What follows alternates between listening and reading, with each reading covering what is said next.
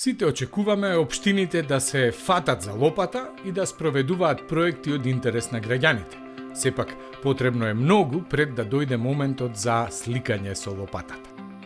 Без разлика што треба да се изгради, мал тротоар, улица или цела училишна зграда, една пумпна станица или цела водоводна мрежа, прво треба да се направи техничка документација, да се обезбедат потребните дозволи, а дури потоа да се пуштат алатите и градежните машини во погон. Правењето на техничка документација не е едноставно. Потребни се време, пари и тим на стручни луѓе. Голем дел од работата секако ја вршат овластени инженери, но општините треба да имаат тим што ќе може да ги координира процесите.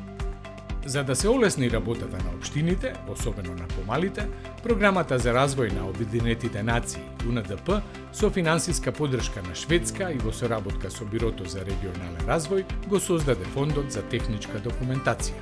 Тој функционира веќе 5 години и досега преку него е подготвена обемна техничка документација за проекти со огромна инвестициска вредност. Инвестициските потреби на вистина се големи, но кога проектите се квалитетни и сеопфатни, полесно е да се најдат извори на финансирање како од земјава, така и од странство.